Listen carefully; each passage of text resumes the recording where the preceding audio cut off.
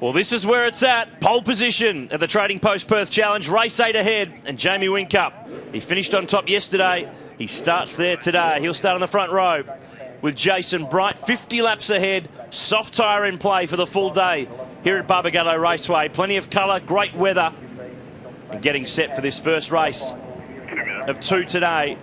They could mix up this championship. 100 points on the line for this one and, of course, for the next one. Let's check out the Fuso start grid. Jamie Whincup on pole. Jason Bright, his first front row at Barbagallo since 2002, and he won that year. Can history repeat? We'll find out. Alex Davison improves his own personal best at this track from yesterday. He puts his way onto the second row of the grid. The Irwin Racing Ford from Stone Brothers Racing. Tanner and Johnson finished on the podium here last time in 2009. Johnson yesterday, a little bit of a steering issue with car 17. Jason Bargwana, great job in the Jana Living Commodore. It's his first top 10 qualifying result here in 11 years. It's been a long drought. He'll be with Will Davison, who started strongly yesterday and ended up on the podium. James Courtney and Lee Holdsworth ran out the 10. James Moffat backing it up again in the second of the Jim Beam Fords. He'll start from 12th alongside Mark Winterbottom. Carl Reindler, the West Aussie, having another great run. Yesterday 7th, he'll line up 13th today alongside Rick Kelly. Improvements from D'Alberto and Coulthard, who started further back yesterday. They're in the mid-pack, but that's not really the place you need to be when it gets busy at turn 1. Tim Slade, Greg Murphy, Pepsi Max Crew Commodore from the Kelly Racing Workshop. Michael Caruso, Fujitsu Commodore. A change in chassis for him this weekend. Shane Van Gisbergen had to charge yesterday. They took the strategy of changing 4 tyres instead of 2, and it paid off late in the race. Paul Umbrell, a retirement yesterday. Jonathan Webb's been not quite feeling the best this weekend, nursing a little bit of a cold in the Mother Falcon. Dean Fiore, 23rd. Russell Ingall and Steve Owen haven't been able to take the promising run that they had in Hamilton and translate it here to Barbagallo. Owen's next alongside David Reynolds in the final row of the grid. Todd Kelly and Warren Luff. 28 cars set for race 8, and importantly, this is the 750th event, or race I should say, in championship history since 1960. The 250th race was won by Jimmy Richards, the 500th by Mark Scaife, who joins me for this race with Neil Crompton as we get set for the warm-up lap. And the question is, can anyone stop Whincup? Well, it's a fair question, Aaron, because he was very, very good yesterday.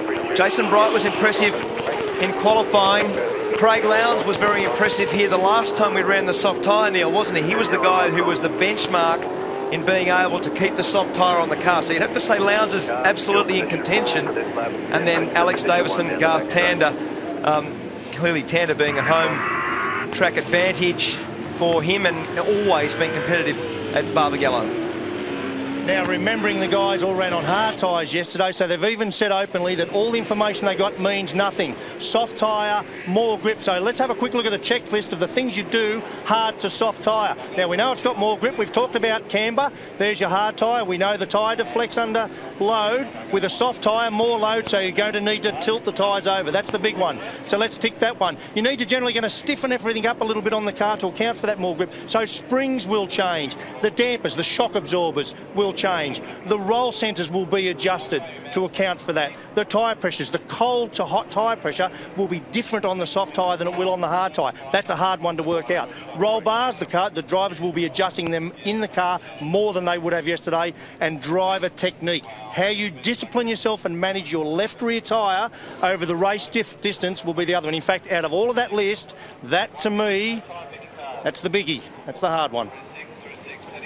And it's also going to be a point, Mark Larkham, when they launch off the line and do their first couple of laps, because this tyre invites you to have a crack.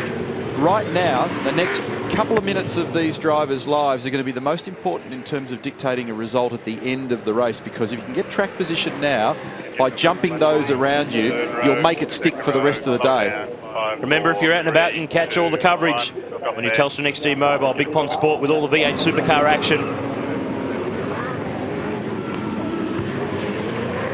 Very important start this, guys. We said yesterday it's very hard to get them off the line. Very low grip surface. You've got to contain the wheel spin. And yesterday, Will Davison got an amazingly good jump, but Whincup was able to prevail into the first corner. Let's have a really close look at this, because as Neil said, track position is vital at the start of this race. And for Jason Bright, if he can't beat Whincup on the launch, he's got to get across, cover the line, keep Craig Lowndes out. Green at the back. Race 8 of the championship in the west. Whincup and Bright, turn 1. Who can make the jump? Bright gets a good initial bite. Alex Davison makes a stormer. Slots to the inside. That's massive. Carl Reindler's launched on the grid. He was stalled on the grid and has been hit from behind. That's and Carl's moving, trying to get out of this car quickly.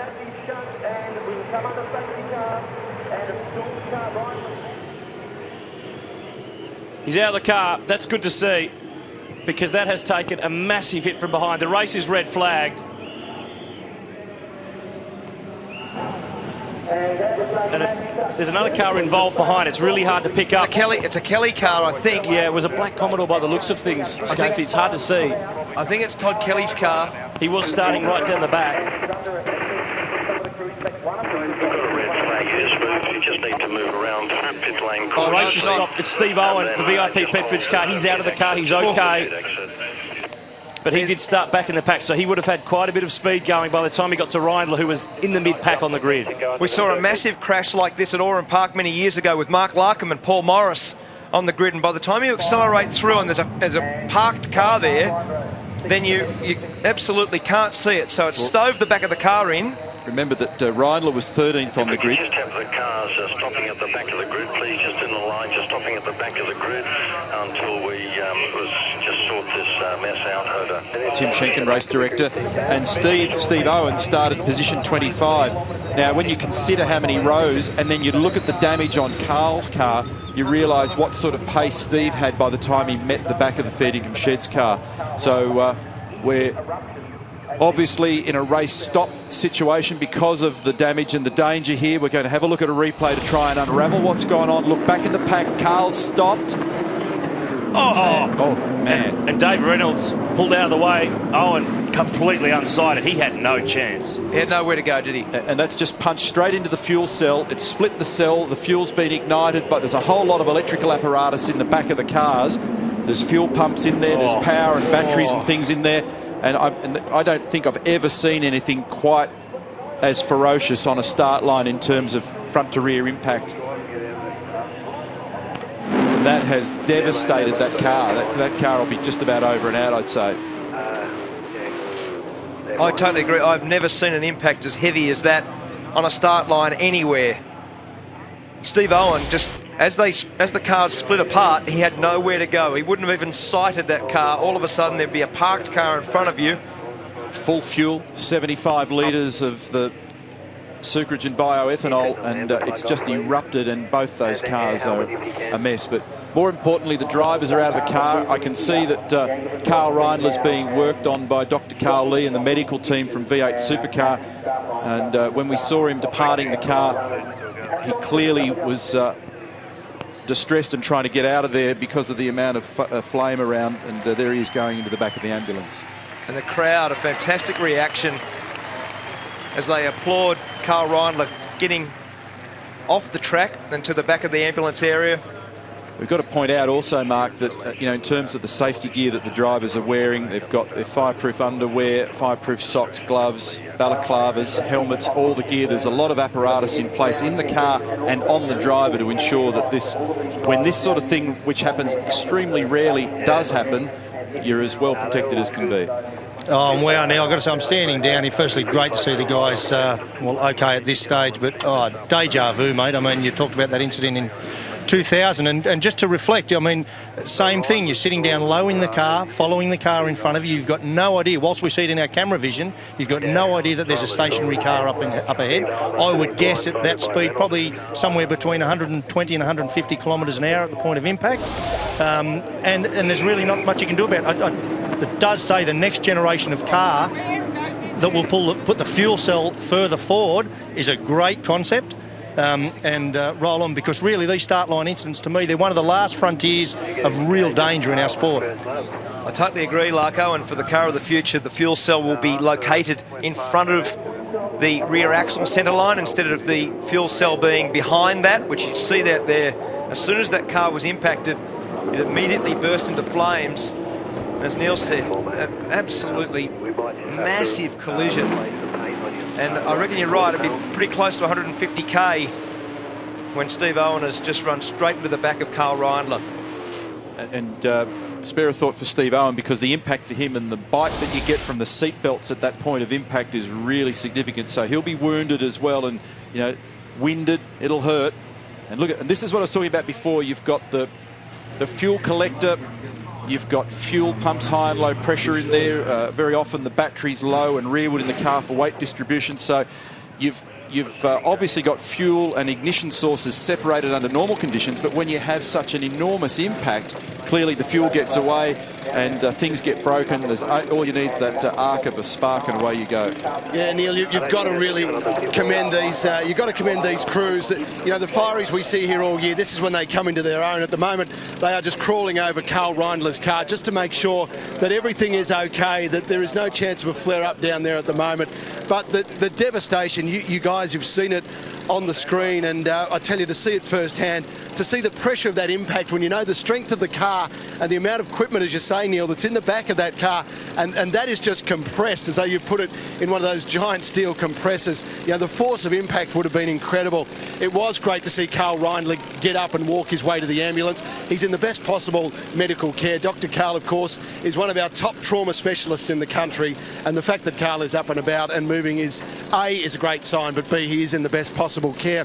The crew's now working to try and clear the track. Remember too, we've got all the other drivers here just waiting to get this race underway eventually, but the scene down here is quite incredible. The devastation from the impact of those two cars, it's just got to be seen up close to be believed. The debris that's around all over the track now, there are parts of plastic, there are mirrors, there are wings, there are front spoilers. It is quite a sight. Plenty of clean-up required, Mark. Carl Reindler's car, the Faircombe Sheds Commodore, is severely damaged. The good news is that both he and Steve Owen are okay. We'll take a break from Barbagallo. More on 7 in just a moment. Stand by for the release of cars to pit lane. Tim, I'll tell you when it's clear.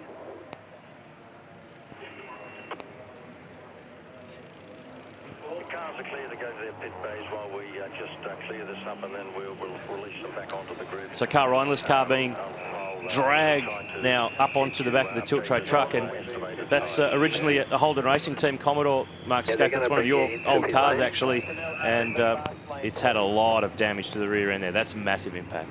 That would be the most extensive damage I've ever seen on the back of one of those cars, Aaron. And Frank Adamson, just in the foreground on your left there, from V8 Supercars, who's been around this industry for a long time. In fact, he worked for Peter Brock for many, many years, is looking pretty closely at the damage and making sure that there's no flare-up with this car as it's loaded onto the back of the tilt truck to get it back into the pit area. And now all the cars are being brought into pit lane. They were all stopped at turn 7 while this recovery and track cleanup was being commenced. They've all been allowed now to come into pit lane and get back to their pit garages and to their teams as well. Steve Owen's car, it's the second big accident that car's had. It's a 888 chassis that had a crash at the first event that we had in Australia in Adelaide at the Clipsal 500. It was repaired and it needs more repairs as it's now towed away. And Reindler's car, there's not much to attach to drag it up onto the truck. That's the problem. It's had such serious damage that any of the hooks or the normal implements that you would drag the car from are now not in those positions. So as you can see, the front damage there on Steve Owen's car is just massive. You think it's 150k roughly to a parked car, and the damage at the front of his car, that will, I would say, be a whole new front on that one. You'll probably repair that car, but I wouldn't think that you would repair Carl Reindler's. It's not just the speed, he was still accelerating. No time to get to the brake, no time to clear the throttle pedal at all. On that subject, with the final drive diff ratio that's in the car, you change the gear from first to second at 106 kilometres an hour, from second to third at 137 kilometres an hour, from third to fourth at 170 kilometres an hour. So it's in this range. That's right. So it'll be around the 130, 40, 50 Ks by the time the impact occurred. It just underscores how quickly the cars launch into action and the pace they make in a short period of time. Well, they do 0 to 100 in roughly 3.6 or 3.7 seconds. So, as you point out, that speed would be in that late 130s to 150 range, and as you can see, huge damage. I haven't heard advice yet from race control, but clearly the cars can go back into the lane now where they can be worked on. I don't believe that they can be refueled at this point, but I imagine, and we'll get a confirmation from race control, that in what's described as restart case A, they'll just go back and completely start the event again, but we'll get confirmation. Now, you saw Carl Reindler when he was in the car. Normally the Nomex fire suits and the 3-layer protection that the drivers have is supposed to protect you for roughly 60 seconds.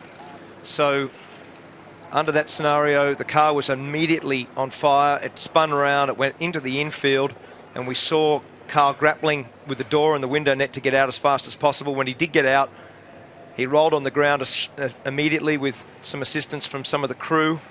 And Mark Larkham is down there having a look at that car right now. Larko, huge damage, mate. Yeah, there is, mate. You're probably right. This one, I'm just looking at Reindler's car. I mean, I've never seen the actual fuel cell has completely peeled open and gone underneath. So there's all the foam, the filler inside it, is all exposed here. But what was really interesting, the fire's gone right through and into the cabin, and the actual material on the seat is burnt. All the paint on the interior of the roof here is burnt, I can see, inside the car. So there's a lot more burning of the cockpit or interior of the car than I would have expected to see, because we have, as you know, a sheeted firewall between the rear of the car and the cabin itself. But it's really broken through in this stage, and that was the real danger for Carl. Larko, I think what you're saying there, and clearly what's happened is with just a catastrophic explosion of the fuel cell, not only of fumes, but literally droplets of fuel have gone in every direction, including into the cabin. And as Mark Scaife said a moment ago, and I remarked a bit earlier, I don't think I've ever seen one, even that one of yours that happened back 10 odd years ago. I've actually seen the big Kev car that was involved in that, and the back of it doesn't look as bad as this one. So this has been a monster. We've got to commend the officials and also the other team personnel who jumped the fence and come to the rescue of those two guys and those two teams. And as we see, the officials now preparing the track and obviously in the clean-up operation for this race to restart. That's just baked the decals off that car. It's just baked everything off. It's got it to the base paint. Which tells you something about how far the fuel spread. So watch the explosion. The explosion is fuel and vapour getting away. Look at it. So that the extent of that, which is 30 or 40 metres wide and perhaps 10 metres in the air, that's all fuel. And you can see when the car's launched in the air, the fire goes underneath the car and up into the interior. Bang! And it takes a bit to get ethanol going. It's a little different in its flammability than petrol. Immediately the field was signalled, but of course the last thing that you note is the car stalled warning.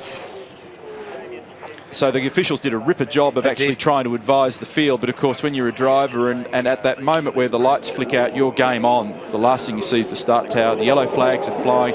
So to all of those volunteers from the Western Australian Sporting Car Club, the officials that participate in the management of all this, they've been on the ball totally. And that car was there within, what, 10 seconds? Oh, absolutely. So all of that could not have been better. The problem is that the driver's eye line will not see the yellow flags on the edge of the road, which the marshals had those signals. They will not see the signal at the start line as to the stalled car. All you'll see is right in front of you. And as we've witnessed, Steve Owen had no way of avoiding the back of the Carl Reindler Commodore as it was parked. And if you've just joined us, both Carl Reindler and Steve Owen have got out of both of those cars. They are okay, no doubt. They will be feeling quite stiff and sore, particularly tomorrow and probably for the rest of the week. But the track clean-up here continues on the pit straight here at Barbagallo Raceway in Perth. The race was red flagged. All of the cars have returned to pit lane before advice of a restart for this 8th race of the V8 Supercars Championship, with 26 cars left in the lane waiting for further advice. And as Neil said, the cars can be worked on, but our understanding is that they can't be refueled. So based on where they are right now, and clearly as a race of 50 laps, it will only have an effect of having to come in slightly earlier, because with these fuel cells, the cars use roughly 2 litres a lap. And as Mark Larkham pointed out before the start of the race, you can roughly do 37 laps on the current fuel consumption. Now with the soft tyre, they will use a little bit more fuel than that because the cars are going faster. They use the throttle more, got more open throttle as a percentage of the lap, but as a consequence, it will only have a small impact in terms of how the race fuel strategy will play out.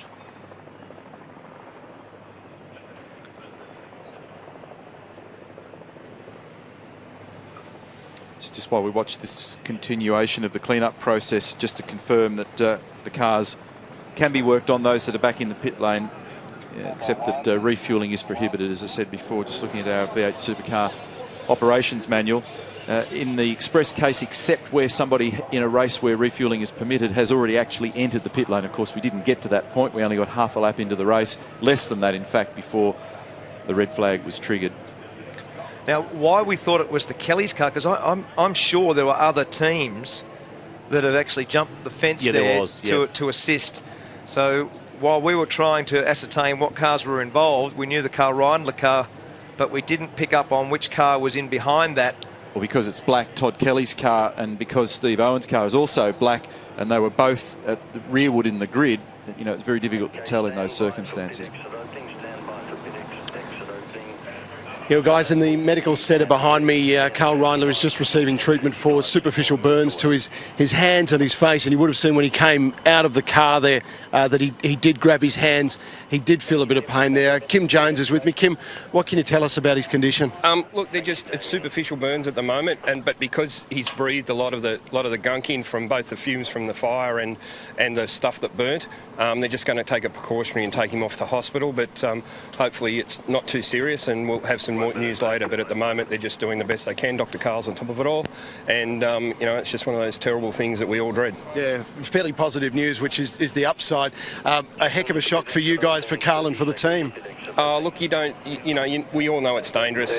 Unfortunately, you know, when someone stalls in the middle of the field, you're very lucky if everyone gets past you, and the last car didn't. And in the end, we have a mess, damaged vehicles, people hurt, you know, but that's what it's about. Yeah, mate, you know that all the V8 Supercar world will wish Carl all the best, and all our viewers as well, so if you can pass that on, mate, that'd be great. Yeah, no worries at all. He's a strong kid, and he'll bounce back to this. So yeah, good stuff. Thanks, Kim. All the very best. So that's the latest here from the medical centre. He will be transferred to hospital here to receive treatment for superficial burns to the hands and the face.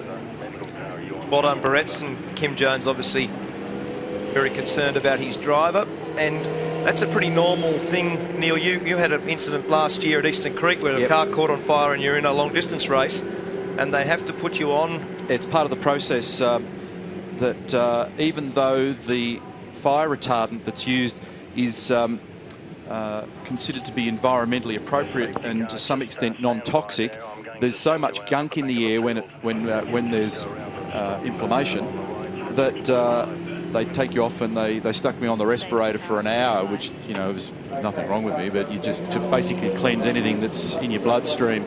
So that was 90 litres of fuel, and nothing like the impact last December.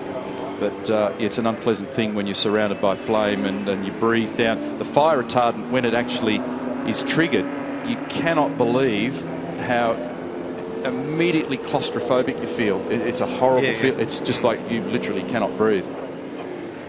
So Mark Beretta commented before, the guys have the very best medical advice. Dr. Carl Lee is our series doctor. He comes to every race meeting. All the guys, in terms of their medical records, etc., have a database, and whether you've got a cold or in an incident like that today, they have the very best medical people around them.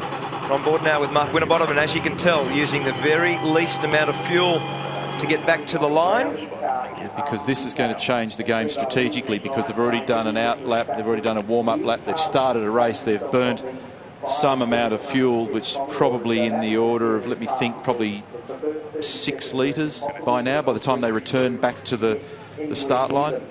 They've done probably somewhere in the order of 6 or 7 litres worth of fuel. Now, you might think at home that's no big deal, but we've seen evidence already this year of how races are being decided one way or the other. Think back to Abu Dhabi and James Courtney and his fuel conservation and how that all played out. So they'll manage it carefully. Which will be roughly 10%. Remember, it's the smaller fuel cell here, 75 litres, so up to 10% of the fuel already used. But as I said before, based on 50 laps, it will shift the fuel range or the window that the guys operate in, but hopefully won't really change the outcome of fuel strategy based on this restart. So they start with 75 litres, and they've left the pits initially, come around, gridded up, gone off on a warm-up lap, come around, gridded up, blasted into action and done the best part of half to 3/4 of a lap. We know that in simple terms it's 2 litres a lap. Now they've gone back to the pit lane, gone around, they're gridding up now as we look at them, and they'll go through the warm-up lap procedure again, and our estimate is probably somewhere between 6 and 8 litres fuel burned out of that whole process. So they'll have somewhere in the region of 60-something litres left. We'll get Mark Larkham to just have a look when he's down there on the grid to see which grid positions are going to be affected by the incident. So as you can see just before the cars come out for the second lineup of this race, there were marshals still tidying up that area, and as you drive across that area at the restart, it will certainly be slippery. What we didn't get to talk about, for obvious reasons, was the fantastic start from Alex Davis. And I watched him, my eyes were focused on him, and that's why initially I missed the action at the back, because he had that much speed by the time they got to turn 1 that, gee, how'd you like to be in Mark Winterbottom's car? That's the car affected, isn't it? Yeah.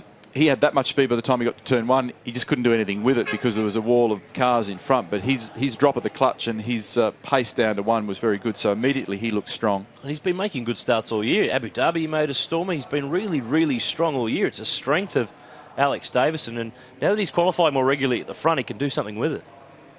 But that is the clean-up right in front of Mark Winterbottom, who is 11th on the grid. Of course, Carl Reindler started from 13th behind, but the car had chugged along a little bit before the contact from Steve Owen that spun it off to the inside of the road. So there is a bit of affected road there for the cars behind. Of course, it's off the racing line. And in motor racing, we always use precedent to learn and make good changes going forward. The evolution of safety in our road cars owes a lot to motor racing over many decades. And really, when you look at this one, there's not very much stuff that you could do to change the outcome, except for the thing that you alluded to before, Mark, which is how would we reposition the fuel cells in the car? And that is being addressed in the forthcoming car of the future for V8 supercar racing. Guys, I just had a few moments to chat with Carl Reindler. He wanted to have us in and just spread the word that he is okay. Obviously, he's very shaken around. He's a little singed and burned, and generally, though, he's in good condition. His face is fine. He's got his hands bandaged up quite seriously, and that's where he said he's really feeling the pain. But he was trying to explain what happened on the line. Basically, he just had some trouble getting the car going, and for whatever reason, it stalled, didn't move. Whether something overheated, fluid spilled, something happened that just didn't allow him to get the car off the line. But he said once the impact happened, the cabin of the car just filled with flames. That's all he saw, and he knew he had to get out and move quickly, which he did do. So he did everything right. He did it all by the book, as you're trained to do. And I've spoken to his mum and dad are here as well, and obviously they're right by his side and great support for him as well. But he is on his way to hospital now. They're just popping him in the ambulance, and he will head up there and receive some treatment. But the good news is he is in not too much pain, not too much discomfort. He will be fine, and he's just going to be treated for these burns at the moment. The emergency services, I know you guys have mentioned it, but the ambulance crew's here. He will have a police escort from here, from the track to the hospital. So, everything that can be done for Carl is being done at the moment, and he'll be back on his feet hopefully in no time at all. Fantastic, Moretz. That's very, very good news for everybody concerned. And again, one of the things that I was really impressed with was the number of teams that also jumped over onto the track to assist in putting those cars out. And it's a very close community, this one. We spent a lot of time together, and the industry, although we fight for track position and we fight to beat each other, it's a very, very close community, and one that's got some real camaraderie. As evidenced by the support in the Bid for Jace campaign, bidforjace.com.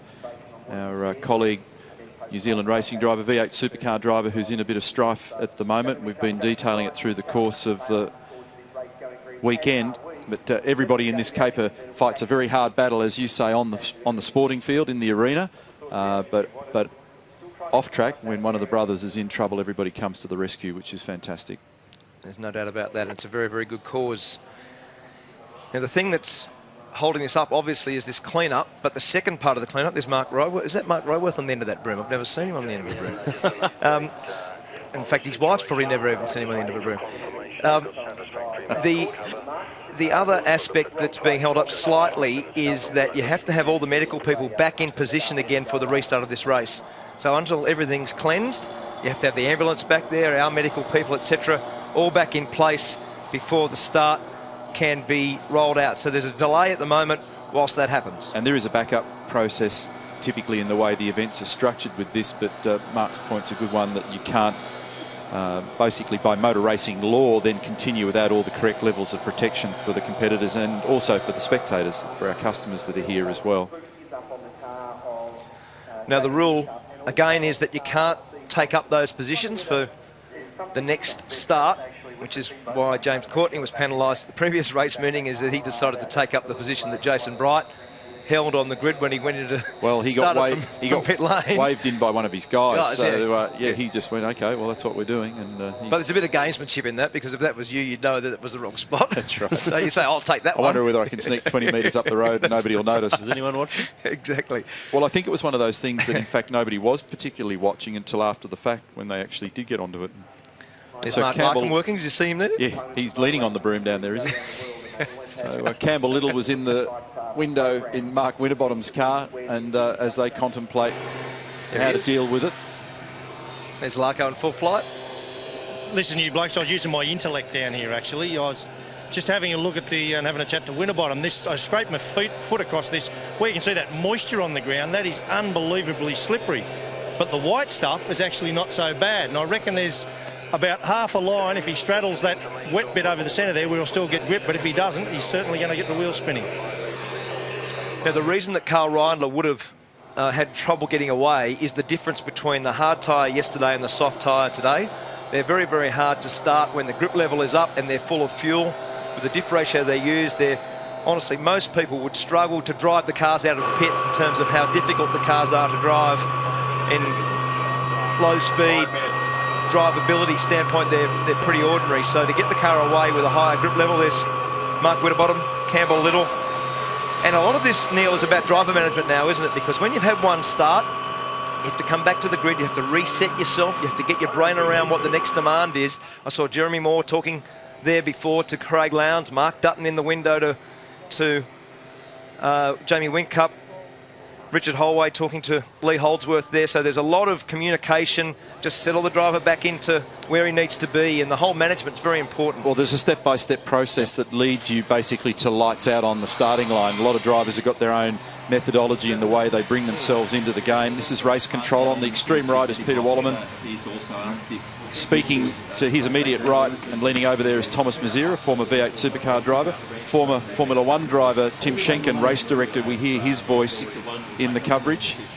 And Adam Perry, right at the very back of the room with his back to us at the moment, from the operations side of V8 supercar racing, and they're perched up there in the race control facility, which is the building where we're located for our commentary. This is on board with Russell Ingall, Super Cheap Auto racing car.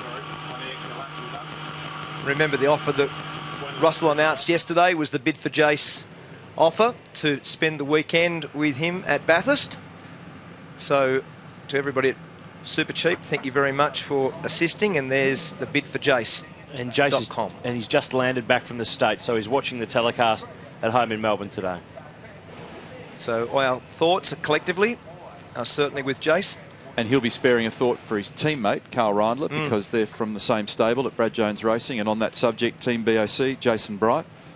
So he's done a great job in the last couple of days to play himself in well. He typically goes well over here. Yep, was a winner in 2002 for the Holden Racing team, and also in 2004 for PWR Racing. Great start, Alex Davison, waving to us on camera there at the moment. And you've got to do it all again now. So just quickly, while I do have the chance, particularly for our overseas viewers, just a reminder, you can jump online to that website. We've been putting the sign up there, and you've been seeing it, thebidforjace.com. The auction item list is growing literally by the hour. There's some fantastic things there. Anybody that's got a passion for motorsport will find something on there. And when we are able to raise all that money, it'll all be pointed straight to Jason Richards and his family, which is very important. So just to confirm that when this race restarts, this will still be 50 laps, which is important. Clearly, there's some fuel strategy that we've already spoken about, and we'll have to get our brain around what effect this will have in terms of when that stop will take place. In fact, it'll probably have a greater effect on the tyre life and the ability to get the tyre to make it live in the last segment of the race. So I reckon it's going to mean that for those that choose to run the fuel load to the bottom, which they may not do, because we saw a lot of different strategy yesterday, but it'll bring you in somewhere around lap 31 instead of lap 34. So, because remember, that opening stint, folks, is always shorter because you've already taken a bite out of the fuel load to get to the start line. And sorry, the other thing to remember with that is that yesterday there were a lot of people that were using the strategy of just putting 2 tyres either on the back or 2 tyres down the loaded side, and some, like Jamie Whincup, put 4 tyres on. When you're on the soft tyre, the choice will be more limited because you'll probably have to put 4 tyres on because they'll be degraded so far. Out of tread depth. The difference with the soft tyre is you genuinely will wear the tyre. Our harder tyre that we have supplied by Dunlop is a pretty hardy old device. You can blaze around it all day long. You don't see enormous tread depth deprivation, do you? You don't see it actually degrade. Its grip level disappears, but you don't actually take a lot of the tread depth out of it. But with the softer tyre, you do take it away.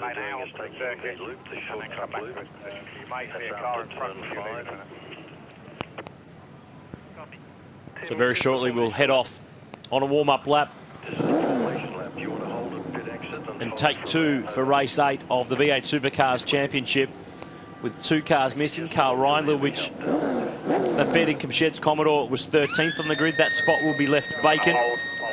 Steve Owen, the VIP Pet Foods car, was 25th, and that spot will be also vacant. Long time to be sitting in cars as well, just in terms of just simple little things like personal hydration and just comfort. You know, so you're Jamie Whincup, you're on the pole position.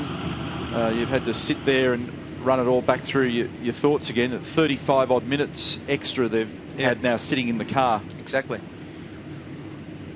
So nobody got out of the car when the cars come into the pit, as they go away on their formation lap.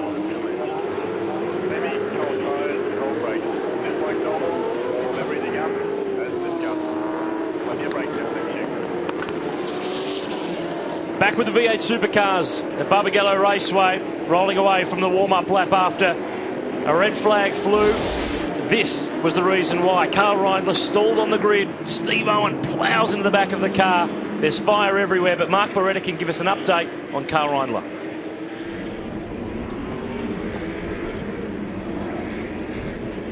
The good news from Carl Reindler's point of view, and it is good news out of the medical centre, is that Carl has been taken to hospital, local hospital. He's been given the best medical care at the moment. The teams here were fantastic.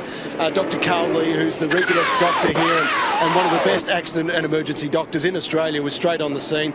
Superficial burns to the arms, the forearms, the hands of both limbs of Carl Reindler, and also to the face.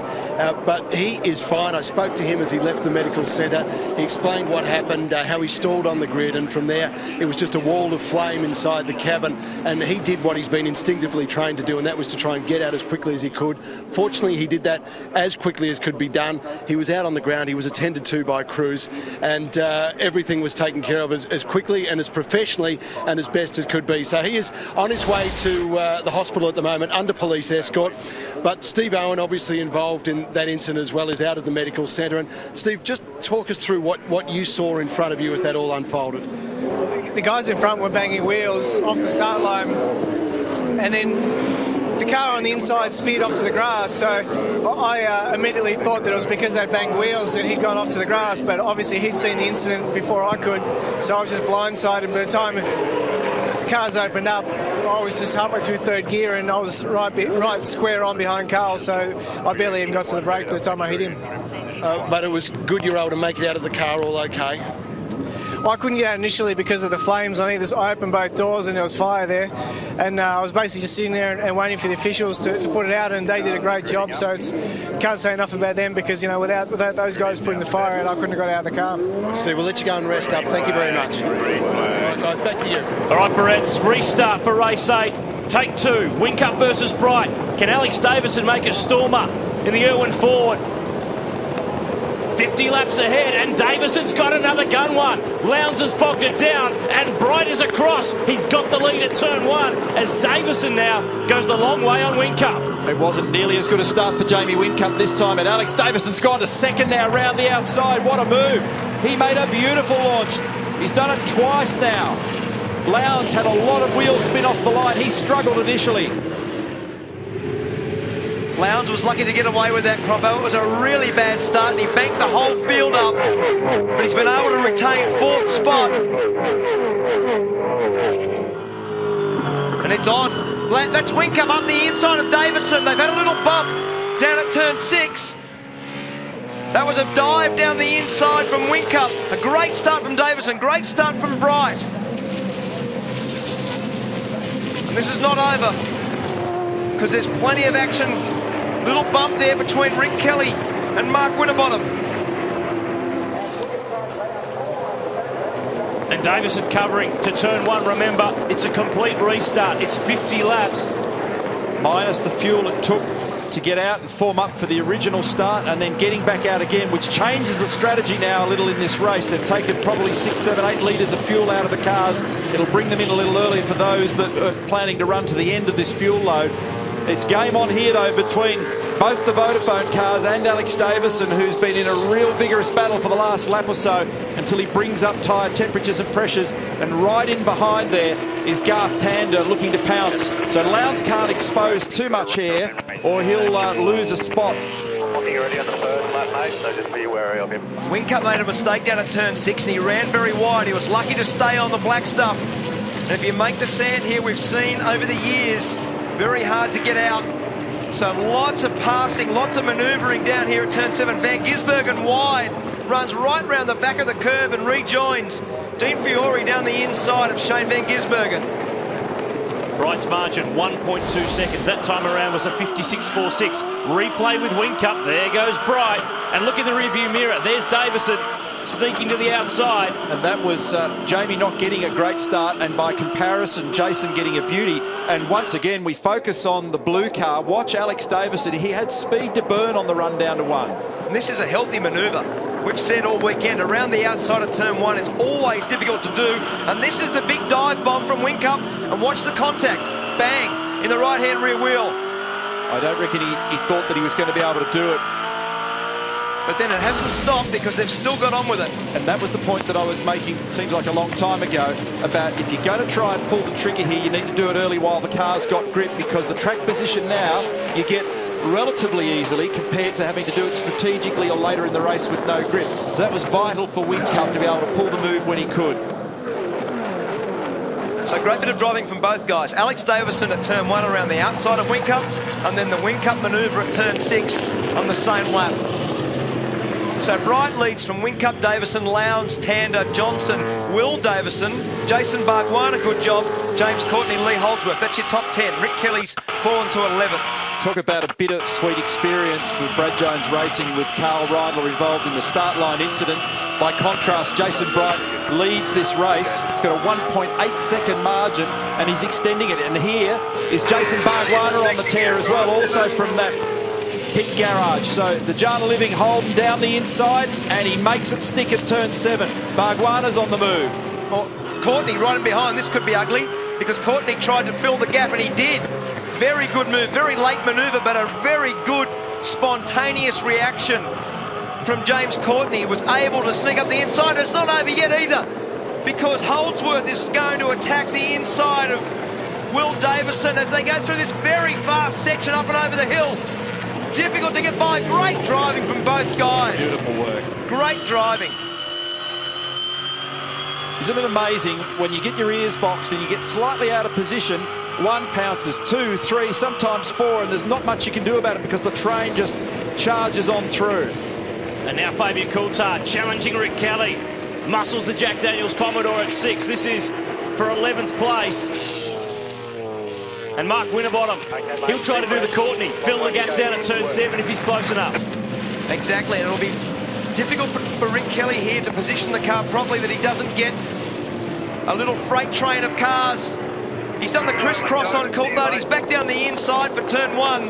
Good bit of driving, Rick, and there's the battle in front that we were making reference to before. Good job, Rick Kelly. Davison struggling in this early part of the race. We're on board with the trading post forward, looking back at Lee Holdsworth, 10th place, the Fujitsu Commodore. Here's the replay of Bargwanna getting the move on Will. Watch Courtney. Yeah, dives at the inside, a little bit of a touch, and Will can't close the door, and then Holdsworth gets the big run, and Will's 1 out and 1 wide. Great move, James Courtney. And here's Holdsworth down the inside. This is a really good race. Will Davison just been caught a couple of times. He clearly hasn't got the balance he wants at the moment to fight in these early moments. And Bright's driving away. He's got the margin to 3 seconds over Jamie Whincup. Usually that's Whincup doing that to everybody else. Exactly. Very good point, Aaron, because Whincup's been the benchmark in the early laps of these races over the last couple of years. We see some pretty hectic midfield stuff going on with Caruso and Fiore and D'Alberto. But Jason Bright, fantastic effort, 3.2 seconds up the road from Whincup. You can see them in the background. At Brad Jones Racing, they've not won a V8 supercar race. They've done everything but. They've had second places, and this is a good start. And I made the remark yesterday that when you're out in front with clear air, now you get to dictate your fuel conservation, how you manage your tyres, how much you use up every aspect of the car. And so it's a much more comfortable scenario for Jason Bright and the strategist back in his bunker when you've got a 3.3 second cushion and you're not being taken out of rhythm. What's really impressive is that they start out with an HRT style car and they're a fair way in front of the HRT cars. So the Brad Jones Racing crew have punched above their weight, as we see Fabian Coulthard as one of the Walkinshaw HRT cars down the inside of Will Davison. So Will has lost some positions, as we've seen. He's back to 12th. And consider he started in position 8th. That's obviously frustrating for him. Yeah, all 3 of the cars out of the BJR garage have been strong this weekend. Jason Bright, the race leader. Jason Bargwanna's in 7th. We were seeing tremendous turn of speed from Carl Reindler this weekend too.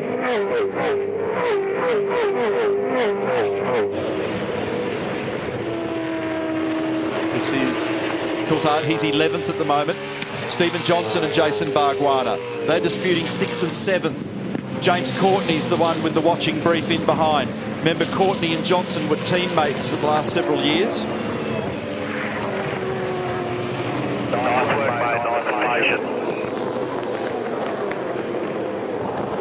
That was Scott Sinclair, engineer for James Courtney, who moved with him in the off-season from Jim Beam Racing to Toll HRT. Bright's building the margin. It's 3.9 seconds now. The BOC Commodore is hooked up. We're on board with the reigning champ, 8th spot in car number 1. One of the reasons why Jason Bright does well here is he's got a very good grasp of the way the track evolves and why you don't want to chase the car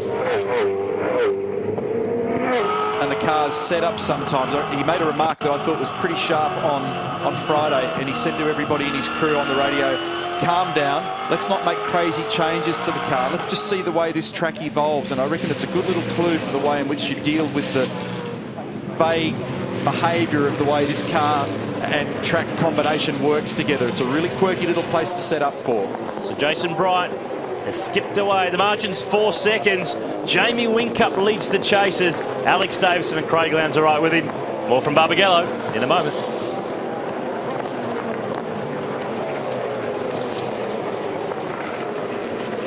Lap 10 of 50.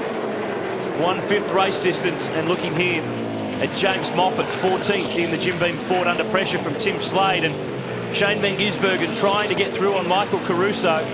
He hasn't been able to make up any ground from where he started, and Russell Ingall's right with him. So youngest driver in championship, oldest driver in championship, nose to tail, and David Reynolds just behind. He was the car that moved in front of Steve Owen to avoid Karl Reindler, that exposed that car that caused that massive accident on the grid before the restart of this race.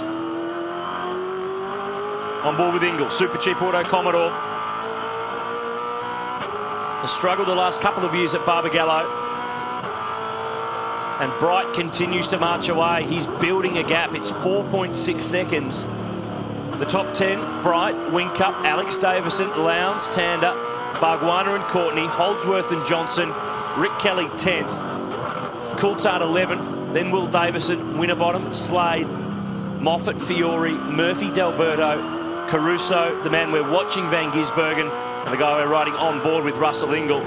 The rest of the field is Reynolds, Webb, Kelly, Luff and Dumbro, of course, 26 starters. This is Alex Davison, who's just been able to keep in touch with Jamie Whincup. Very comparative pace between these three cars at the moment. Jason Bright just asked Phil Keed. He wants to know exactly what lap time Jamie Whincup's doing. And the reason he wants to know that is he'll make sure that he regulates his own pace to match it. So he's now built a 5-second margin, and for him that sufficient cushion now to stop leaning on the car. So his last lap was a 57.5. Jamie's was a 57.8. So effectively, Jason, there's Phil Keed, Jason Bright, can afford to roll out by the 0.3 of a second. Has an impact on the way you wear your tyres, burn your fuel, fry your brain. Yeah. So it's much better now to just equalise that margin.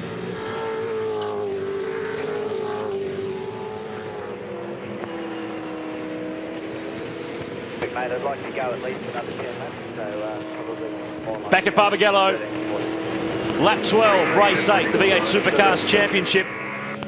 Looking here at Alex Davison, third in the Irwin Ford Falcon. Keeping out Craig Lowndes, Garth Tander just back behind in 5th. But Jason Bright, boys, is building this margin. He's got it to 5 seconds now. He's charging out in front. Let's have a look at the replay of the start. Look back to the stalled car. This is the first start. Karl Reindler, bang!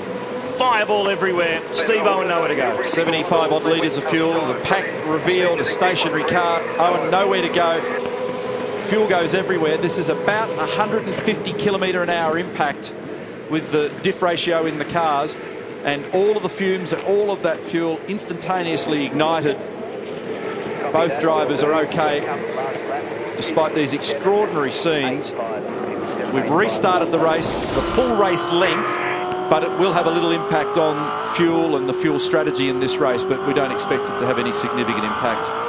The margin at the moment is 5.5 seconds. Just a few moments ago, Jason Bright asked his engineer, here comes David Reynolds on Greg Murphy. Jason Bright asked his engineer, Phil Keed, exactly what time is Whincup doing?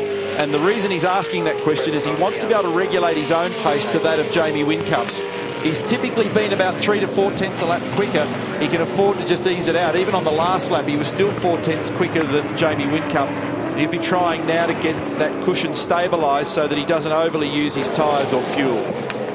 But what really is impressive is we keep saying that Whincup has been the benchmark in terms of the real consistency. His drive yesterday just was absolutely superb in terms of getting the best from the car lap after lap after lap. And for Bright, in 13 laps, to have opened up a 5.8 second now lead is really, I mean, it's very, very impressive. Good rumble here. Webb, Murphy, Todd Kelly, Warren Luff. It is on. They're not even in the top 20. Every spot's vital. Warren Luff, they had some dramas yesterday. They had to pit twice. They didn't get enough fuel in it at the first pit stop, hence why he ended up way back down the order. This is Fabian Coulthard, Craig Lowndes in pit lane at the end of this lap. Coulthard under pressure from Will Davison, who's trying to come back towards the top 10. And they're doing 4 tyres and full fuel, as you'd expect for Craig Lowndes. When I say full fuel, they're just bringing it back up to the required. That tyre looks green. That tyre, they are. They're brand new. So interesting. No heat cycle on those tyres. Meaning they'll be softer.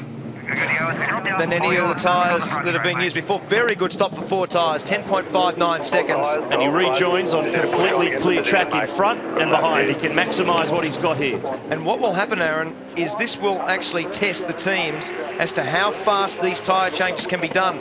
Because yesterday, when they chose to come in early, about the same time in the race, a lot of the teams couldn't do 4 tyres in the fuel fill time. So the shorter that you can do the tyre change in this race will have a real effect on the stationary time in the pit and therefore your track position.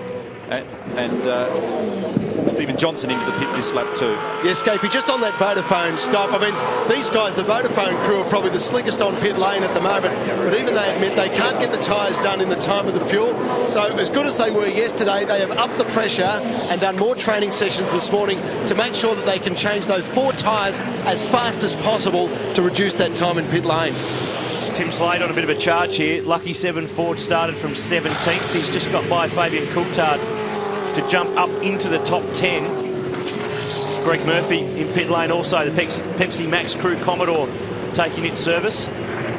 Fantastic discipline down here by Brad Jones, the team principal of Jason Bright's car. They were going to hang out for a fair while here with Jason. He's got speed to do that.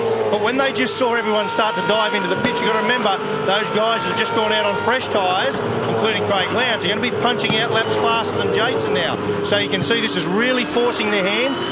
But I've got to say, Brad is showing enormous discipline, saying to his boys, no. So with the change of the way this race is going to run with some fuel having been burnt, they'll grab about 9 seconds of fuel now, which is about 29 kilos, about 37 litres of fuel.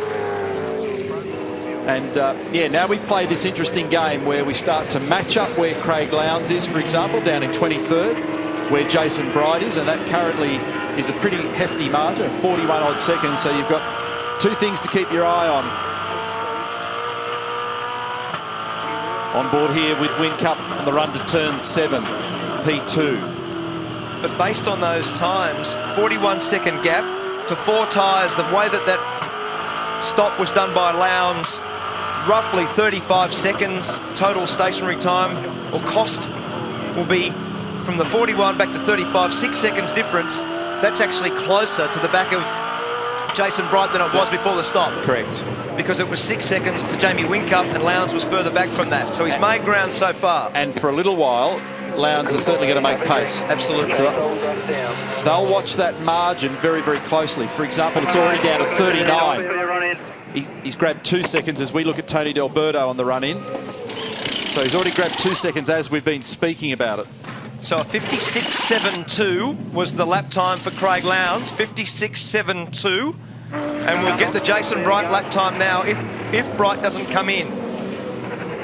No, he's not coming in, so we'll just get a lap time for you, and we'll tell you the difference in the effective lap time, 58.26. So 1.5 seconds difference between Bright and Lowndes on the previous lap.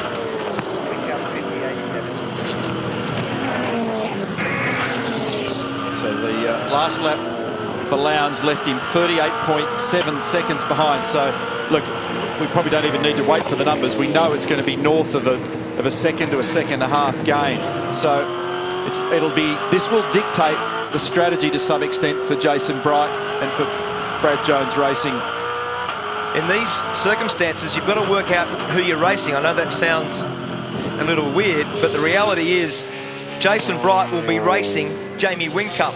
So those 2 guys, I would think they will do a similar thing in terms of their strategy. The Craig Lowndes scenario is a little bit offbeat from where they are. Yeah, and I guess the other thing I reckon Brad Jones's boys are banking on, that Jason's car is so good at the moment. Now, every lap he stays out here, yes, he's losing a bit of time, but at the other end of the race, if his tyres are as good as Whincup's or better than Lowndes, I mean, chances are he'll be able to gobble them up, if need be, back in the front. Yeah, and for every lap that passes, that means the incoming tyre set have got to do less work to get to the checkered flag, where Craig Lowndes' tyres have already taken a hit. Courtney's now in the pit lane as well. 58.3 for Jason Bright, 8.3 for Jamie Whincup, 9.2 for Alex Davis, and 9.1 for Garth Tander. It's a relative pace. Big gap, isn't it? 0.8 of a second faster than the guys in 3rd and 4th position. Which is Mark Larkham's point that you've got speed. Remember they're green, and you'll come out near Repco, so just be careful of Repco into turn 1. Head down, nice, smooth, consistent laps. So Courtney rejoins. A little bit of a problem here at Fujitsu Racing with their refueling apparatus. So it's Bright who leads from Whincup and Alex Davison, Tander and Bargwanna, Holdsworth and Will Davison, Slade, Coulthard, and Winterbottom. That's the 10. Courtney's off at turn 1. Straight through the sand. And it was because he got together with Rick Kelly down there. He was cautioned by Scott Sinclair on the exit. He's got a problem with the front left. He's got a problem with the front left. Now, we heard Scott Sinclair say, be careful, you'll come out with Rico. And they made contact down there as James came out. Here it is again. I just caught it from the commentary box.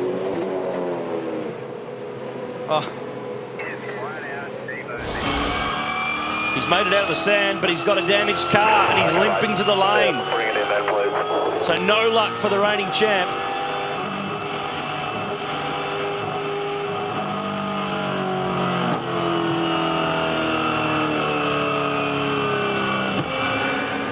So Courtney just limping back here.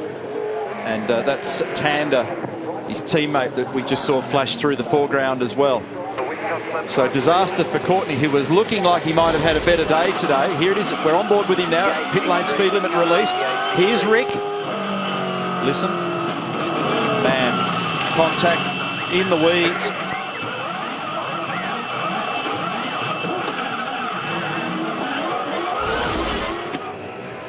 Holdsworth in from the top 10.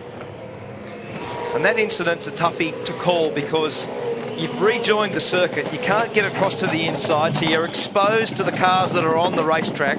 Rick Kelly, with the tyre condition as he is, has turned the car in, run a little bit wide. They've made contact side to side, and off he went. So it's hard to know, Neil, under that circumstance, what you would do otherwise. No, spare a thought for Michael Caruso too. He was on his way into the pit lane when they had the problem with the coupling on the end of that fuel rig. Now they had to take the screwdrivers to it and try and repair it. They got it going, but what it means is that they had to bring Lee Holdsworth in on his pattern, and they've had to leave Michael Caruso out. So now everything is clear for Michael Caruso to come in, but it's upset his race. So James Courtney will certainly be upset about this. Here we go. Here he's... I mean, when things are working for you, they work great. When they're working against you, at the moment this year for James Courtney, it's been a shocking start. And he will be very upset about the circumstance at Barbagallo Raceway. So Courtney is in the garage and out of the running. Jason Bright leads the way. We're approaching half race distance in race 8. The BOC Commodore leads by nearly 6 seconds.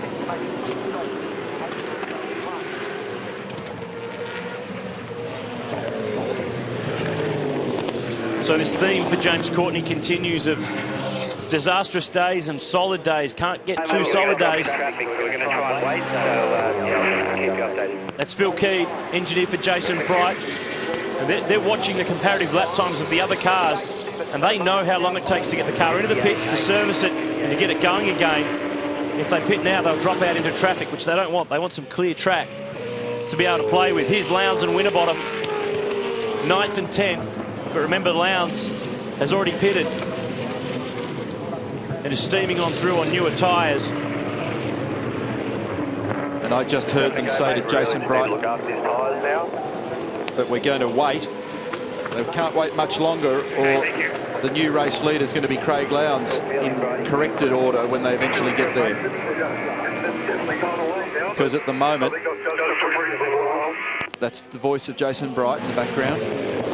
You look at Lowndes, and he's now 33.5 seconds away from the lead of the car race. And on the data that Mark Scaife and I have calculated, for tyres and fuel and the transiting the pit lane here and rejoining the circuit's a 35-second mission. Lowndes got affected there by Michael Caruso. Held him up badly on that lap. Just cost him. So 59.14 for Bright, 58.8 for Whincup, 59.6 for Bargwanna. Here's Alex Davison.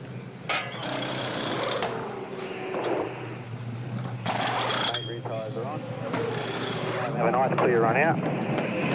It's been a good day so far for Alex Davison and the Irwin Ford. It's in pit lane at half race distance.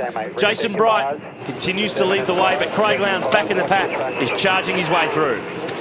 And Davison came out of 3rd position for his stop, but by my reckoning, Lowndes is going to be the corrected leader of the race because Jason Bright's lap speed's deteriorating. Whincup's a bit stronger at the moment. Jason leads. Craig Lowndes is up to 7th. There's Bright on screen at the moment. The margin's 32.5 seconds between Bright and Lowndes.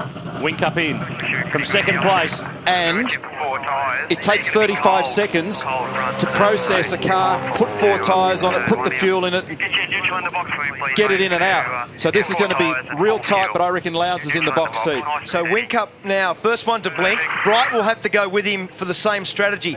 Neil's point is that whilst Lowndes has put fresher tyres on, he's made track position, has gone faster. He will lead the race, but the interesting thing will be these guys will come out on fresh tyres and they'll have to hunt Lowndes back down. Little drama there with the left-hand front for Whincup. That's hurt him a little bit. We'll work that out for you in a second in terms of how that's affected Whincup, and certainly when Bright makes his stop, we'll understand what that implication is. Here's Bright. So it was 5.5 seconds before the stop. And Whincup was delayed, as you mentioned, Mark. They're the first pit bay in, Team BOC.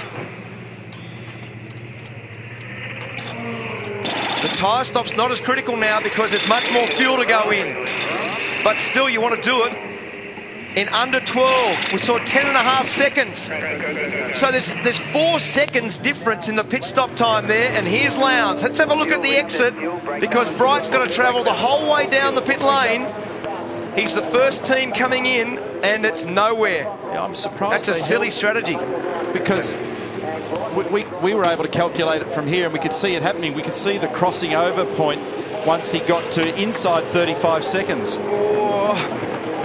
But he comes out now with younger tyres. Yes. So the bonus that Jason Bright's got now is he's got something to fight with. And so the fascinating aspect for us here is going to watch whether or not Jason Bright is a hunter or the hunted. And Neil, just watching the way that played out on pit lane, I can tell you, Brighty's guys weren't really ready for him. Well, they were prepared, but they weren't expecting that. They were clearly put into play by the fact that Jamie Whincup came in, because the game there might have been to hang out even longer, so you came out with really fresh tyres against Lowndes. But Whincup has forced his hand. Bargwanna in, he's the current leader of the race, but Jason Bright's pace deteriorated into the 59s also, boys. So once that happened, he was out of step with Whincup, and you had Lowndes making clawing gains into the margin. And once it got inside under 35 seconds, it was always going to be Lowndes was in the box seat. And the margin is now 9 seconds. Lowndes back in the race lead, Bright in position 2. And it looks like Tander's made a big jump from pitting earlier on as Bargwanna now comes back onto the road. Stephen Johnson, the next one through. Now, someone was radioing then, and I couldn't work out who it was because it was pretty hectic pit chat going on down there at the moment. But someone said someone's on 4, which every car we've seen so far has put 4 tyres on, but someone's put 2 tyres on, which blows me away on the soft tyre to have done that. I'm trying to find out who that was. Warren Luff did 2 back at lap 15. So did Fiore. And Scafie, that point you make is particularly pertinent today, because what I do notice down here is the fuel usage with the soft tyre, because it's got a little more grip, you use a little more throttle, so the time to fill the cars up in here has been slightly more than yesterday. So you take yourself closer to the time that it takes to put 4 tyres on. So it's completely logical that you would put 4 tyres on, soft tyres, in these circumstances. 100%, Marco. That's exactly the point. It's madness to have done that, as Dean Fiore gives James Moffat a little love tap, and it keeps it against him and slides him all the way out of turn 6. just doing his bit to help him get down to turn 7, Mark. On board with Holdsworth here. So this is going to be very interesting. Craig Lowndes was the benchmark on the soft tyre here last time we were here. He's got older tyres. He's been out there now using those tyres, and his lap time is about 1 second slower than Bright. It's back to 6.8 seconds, the gap. About to get About to get Courtney back in business, and Bright is making solid ground at the moment. His last lap was a 56.5, and Lowndes was a 57.8, so it's a 1.3 second gain on the last lap for Jason Bright. So Lowndes leads, the margin 6.2 seconds. Bright starting to to make a bit of a move. Remember, there's 12 laps difference between when they pitted. Tander, then Whincup, then Alex Davison, Holdsworth, Rick Kelly, and here Jason Bargwanna. Now here's the party to come to, and it's going to be fun, because at the rate of closure for Bright at the moment, he's going to attack this guy on screen. It certainly is. And that was the mindset from Team BOC. That's what they wanted to do. And there it is. That's the gap. So it's about half the length of this straight. See it now as you come out there. There they are, down pit straight. There's Lowndes leading. Who did a 58.0. Jason Bright has just done a 56.8 on that lap gain of 1.2 seconds. On the previous, it was 1.3, 1.4. So no surprise. Fresh new tyres. He's having a big crack. And he's been the fastest guy in this race. He got a great gap on Whincup and the rest of the field early, and now is the fastest car again. Whincup 57.8, Lowndes 58.0. Yeah, it's a good point, Scafie. That was exactly the point that Brad Jones made very early in the race. They have got pace over the field, so they're going to try and use that. Quick update on James Courtney. You saw him just exit. As we see so often in this game, two wheels touch, you get a bent steering arm. That's a little arm that connects basically the wheel to the steering rack. Just a little bit of a bend in it, but no good.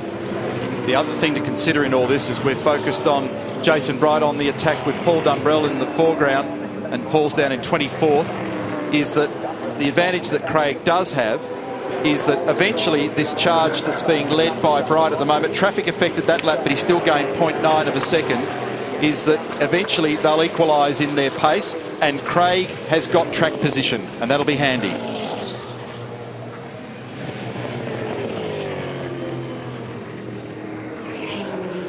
So what an arm wrestle. You've got Brad Jones Racing, who've never won a V8 supercar race, and you've got Team Vodafone, who've won that many. It's hard to keep up with. Van Gisbergen here, pressured by Mark Winterbottom. We ride on board with the Orcon Steel Ford.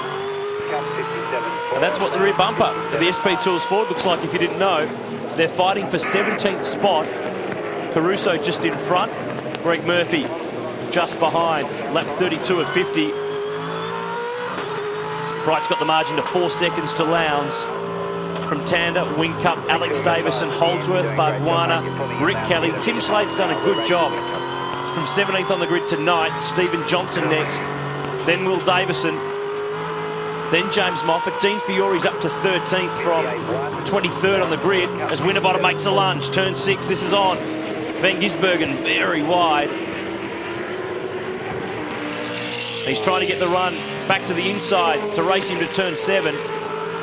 James Courtney back on the road. He's 26th. He's 9 laps down. And he's simply just trying to get some points and get to the end of this race. Van Gisbergen challenging. Caruso sideways as well. Tony D'Alberto, he's in among it in the Wilson Security Ford, and in the background is Fabian Coulthard, who set the fastest lap of this race some 6 laps ago.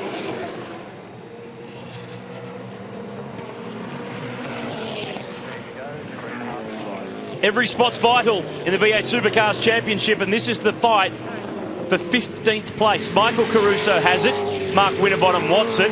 Shane Van Gisbergen wouldn't mind it, and Tony D'Alberto sitting back and watching. Up front, Craig Lowndes leads as Winterbottom launches a move. He's made a few moves here at turn 6 this race, but Lowndes leads by 3.6 seconds back to Bright. And there's another tasty battle going on the run to turn 4 at the moment as well, because Garth Tander, Jamie Whincup, and to a slightly lesser extent Alex Davison have got a nice little battle brewing, and in particular Tander and Whincup are having a crack. So this is Van Gisbergen way down the order, 17th. Amazing how fortunes change in this business. A couple of weeks ago there he was. Look at this. This is the battle that I spoke about, and they've just swapped spots down at turn 6. So Whincup and Tander game on, and that blue car in the background is Alex Davison. But Tander's been the beneficiary out of all the stops. So now that the whole field's cleansed, everybody's been in. Tander come from behind this group. He was actually in behind the following car, as in Craig Lowndes and Alex Davison, prior to all the stops. So he's absolutely made a significant gain in that whole process. Jamie Whincup, better car speed than Tander. It'll be interesting to see how Alex Davison goes against Tander over the next few laps. And Jamie just crested the rise at 3. He's 12 seconds off the lead of the race. Craig Lowndes still with a 2.2 margin, so it's tightening up all the time. Tightening up both cars in front, push on. So what was that message? Gaining on both cars in front. We'll keep an eye on that as well. So this is Whincup turn 6, 11.9 seconds away. So yeah, he is making ground. Here they are. There's the gap. Mother Energy Racing car of Jonathan Webb in the meat in the sandwich. Steve right behind you, Webb behind, non-pole position.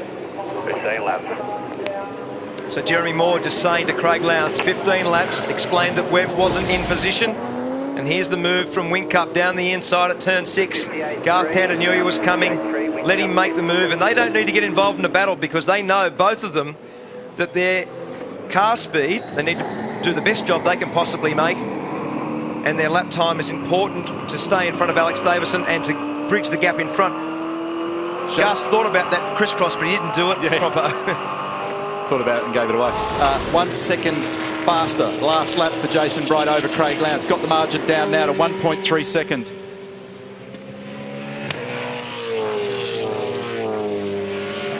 Here's the gap.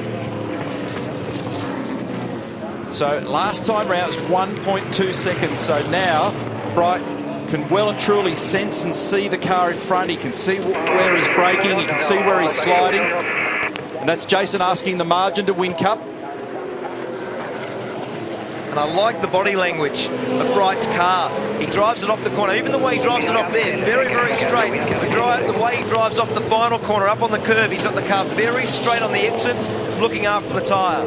Hey boys, when you just stop and look what's going on here in front of us and reflect on a hard tyre race versus a soft tyre race, I mean, this is delivering what it's meant to do.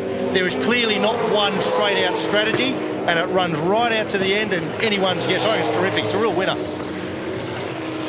Running around the inside and not asking the car to take too much lateral load works really well around this track, and Bright's got it worked down to a fine art. Look at that gap now, 0.6 of a second. He does a really nice job down at turn 1, where when you try and make the car go around there 5Ks quicker, it just won't do it. Absolutely. You watch the body language as he gets to the exit of the road. See how much narrower and straighter the car is. He's doing a really good job of looking after it. You know, he's got to try and round up cleanly Jonathan Webb, who's showing good pace here, but down the order in 22nd.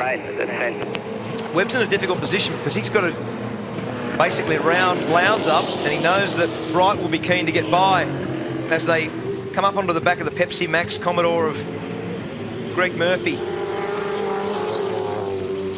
So Lowndes came in on lap 14. Jason Bright came in on lap 26. It is a classic arm wrestle between one of the powerhouses of V8 supercar racing and the boys from Albury. 13 to go at Barbagallo.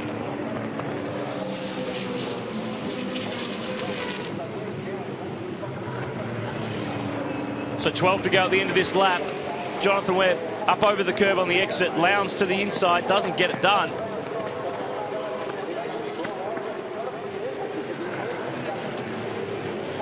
New race lead at Barbagallo. Jason Bright has pounced on Craig Lowndes. There are 12 left to go in race 8 of the championship. Lowndes was bottled in behind Jonathan Webb in the Mother Ford, who sits in 21st. Bright was able to capitalise, and Team BOC have hit the front.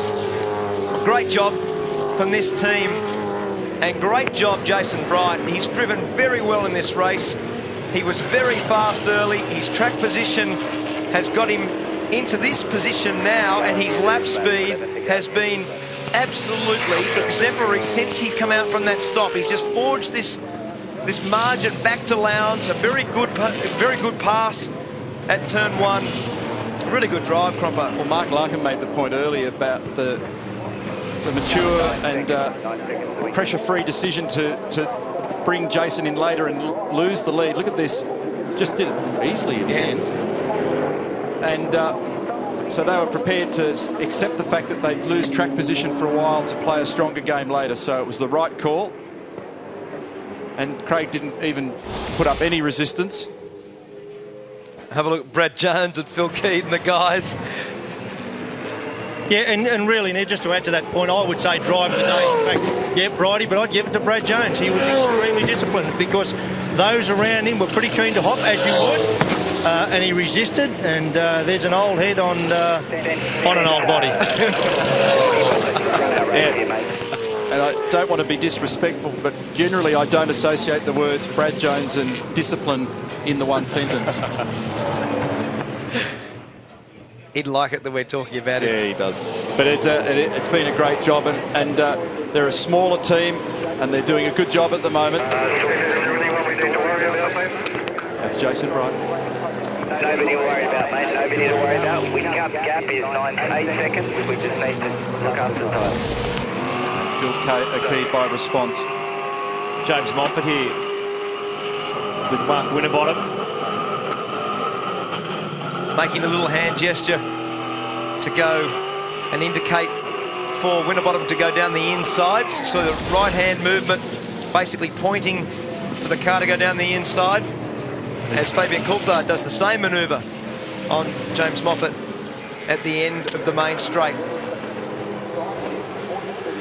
So Bright from Lowndes, Wingcup, Davison, Tander, who's fallen back behind Davidson, Jason Bargwanna, Tim Slade, good job, Lee Holdsworth, Will Davison and Rick Kelly. That's your top 10. And we're looking at Tim Slade here, started 17th. He's made up 10 spots, struggled yesterday and was way back in the pack, but you get another chance at things. You get to qualify again, you get to race again, and a change from the hard to the soft tyre has pushed him up the field. He's got a margin of 4 seconds ahead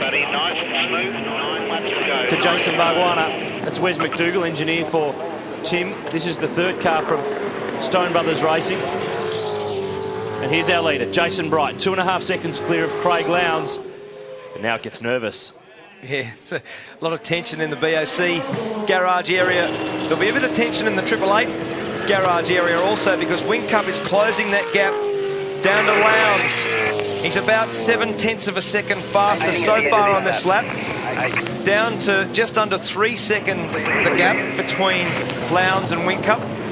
It's interesting that Webb is actually cleared away from this now as well. So we'll see the margin here. There they are in the background. There's Bright, Lowndes, and off in the distance you'll see Jamie Wingcup. There he is. And he's catching Lowndes. Yeah. This time around Lowndes a 59.95, Wingcup 58.18. Yeah. Lowndes is actually, it's a really bad lap, that last one, a 59.9 for Craig. He had lap traffic on that one. 0.9, Craig. So Mark Dutton also telling Jamie Wingcup to 59.9 for Craig. You know your own lap time because it will have come up on your dash. And you look at the technique, we've said it many times this year that he is the benchmark driver in the field at the moment, and he's operating at a very, very high level. And for Jason Bright to have been able to stretch that lead early in the race against Jamie Wingcup really shows the sort of performance that Bright has put on today. So as we run here with Wingcup, have a look at this. This is the top of the hill at turn 3. I saw it the last time through, and this is the Dunlop soft rubber after it's done the work. Yeah. It's on holiday having now. a rest. So look at that, offline at the moment. And when you get that on your tyres, we call it pickup, they shake and rattle and roll. You swear a wheel was out of balance. Of course, there's no grip out there, and it's the area of the track that Jamie's coming to now. Right here on the left at the crest of the hill, there's a ton of it. So anywhere where the cars are accepting high load, they're flicking that rubber off. Here it'll be the same at turn 4. And that's something to manage very carefully.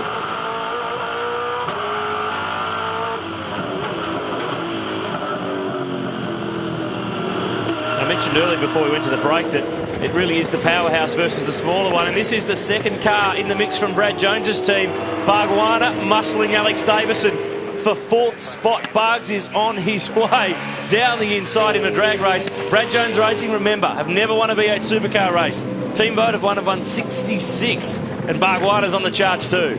And that's Tander. We were saying before how Tander was going to go in the last part of this race versus Alex Davison. Well, not only has he lost the position to Alex Davison, he's lost 2 spots back to Bargwanna, and Rick Kelly is right in behind him too. And one of the things that I'm really enjoying about our 2011 championship is the variety we're seeing of all kinds of drivers, cars, teams, combinations, getting results, you know, it's having good weekends, and it's a good indication that the rule mix at the moment is a good one, that lots of different teams, when they get their cars adjusted right on the day and the driver puts together a good display, can get an outcome.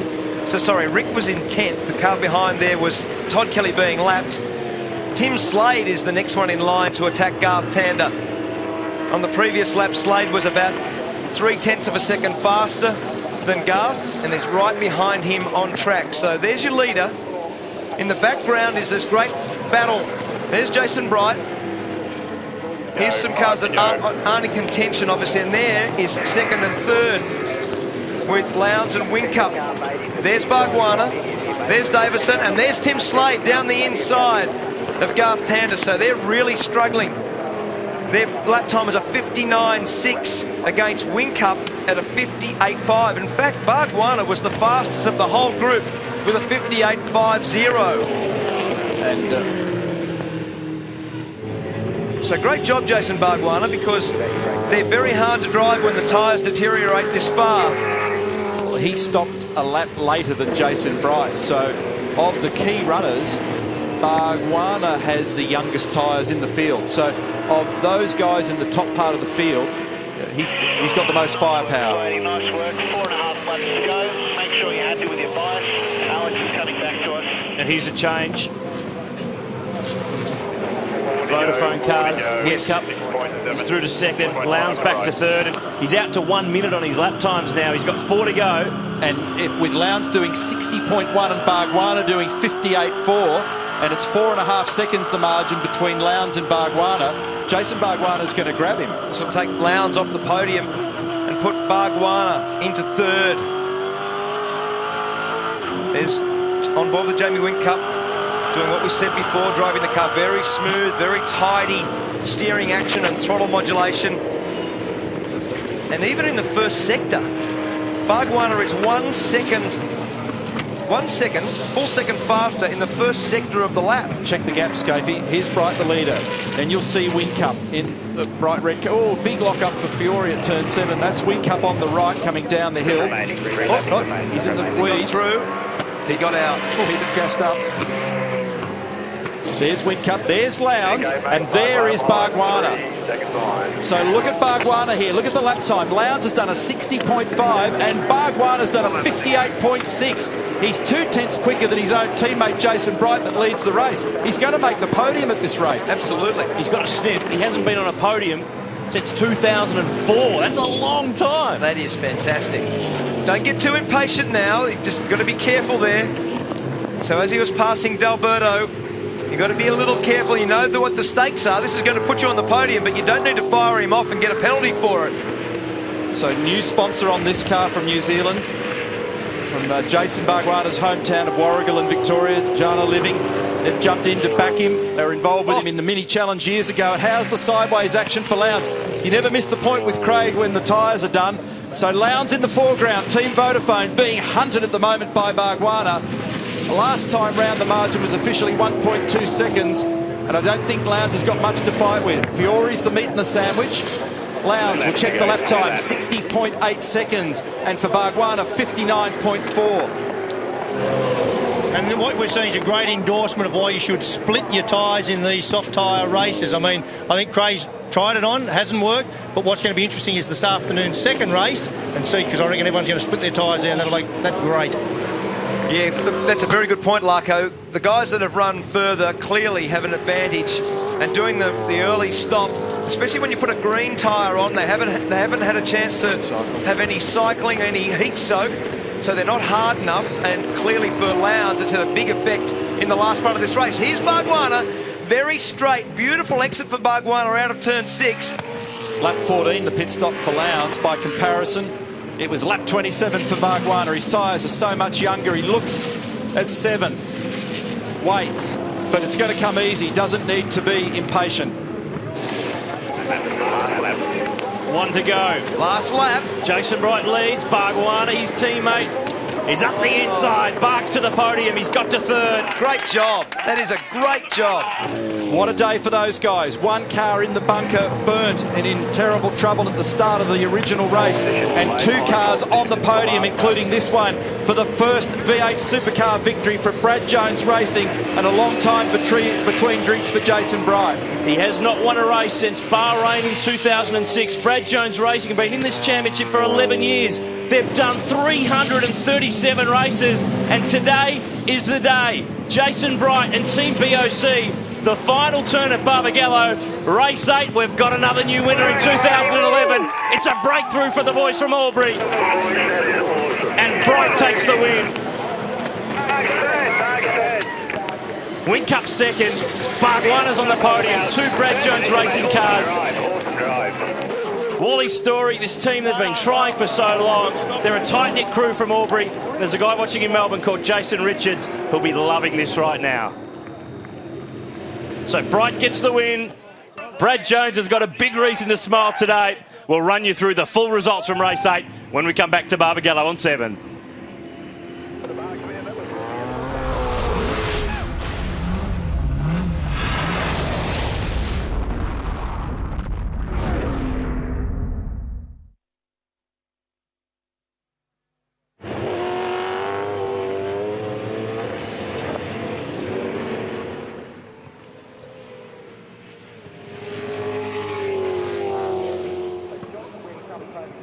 Well, what a fantastic moment for Team BOC, for Jason Bright.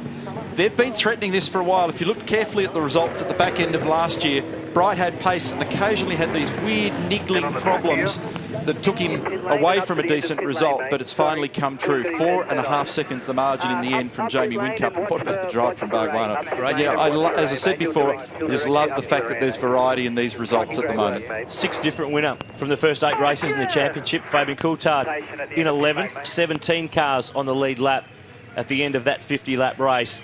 A few tales of woe down the back for guys who just didn't have the sort of pace that they needed today. Warren Luff in 25th, and James Courtney did get classified. He was 10 laps down after that steering repair was required in the pits. And of course, Carl Ryman and Steve Owen, those cars are out for the day. But at the moment, it is all about this car. It is all about number 8. And Jason Bright has gone winless for 138 races. He's always been very, very fast. He's a very, very good driver. And one of the things we saw even when we were in the Middle East, his drive against Courtney there was one of the best drives that he's put on for a long time. So his form, what you said before, his form has been coming good. And right now, what a fantastic effort for BJR and for that man, Jason Bright. Did a lot of work in the off-season, dropped about 7 or 8 kilos. Good effort, good effort. And that's awesome. You love the reaction, don't you? Whincup second. I'll tell you the reaction. The Bargwanna reaction will be the one worth looking at. He'll be on the roof. Look, this is great. Well done from all those guys there. The amount of effort that goes in here is just extraordinary. Hey, Jason Bright, congratulations. That was hard work. Here's Bargs as well for congratulations too. Boys, well done, Jason. That must feel very sweet. Oh, it does, mate. We've had a really tough last couple of rounds, and I knew coming into this year we had the potential to win a lot of races, and I think we really showed our potential today. So we've just got to keep it rolling now, and got another one to do this afternoon. Look, we've got a good grid spot for this afternoon. If I can make another good start, we should be right. And we know that Jason Richards will be watching. That'll be very special for him. Oh, mate, this one's for him for sure. He's going through a tough time at the moment, and we want to do everything we can to make him happy. I reckon you've done it today, Bridie. Congratulations, well done. Thanks, mate. Into second spot, tremendous effort once again from Jamie Whincup. He is the man to catch at the moment, just catching up with his engineer, Mark Dutton. But Jamie, as he gets his gear off and the helmet off, a tremendous effort once again, boy. Pole position, a win, another pole, and a second in this race, and one more race to come this afternoon. Jamie, everything's going to plan so far. Yeah, no, thanks, Barrett. Bridie, he seems to operate out of the square a little bit, and when he gets it right, it's unbelievably quick. So we had no match for him today, but well, I shouldn't say today. We've still got another race, so we'll tune it up and see how we go. All right, looking forward to that next race?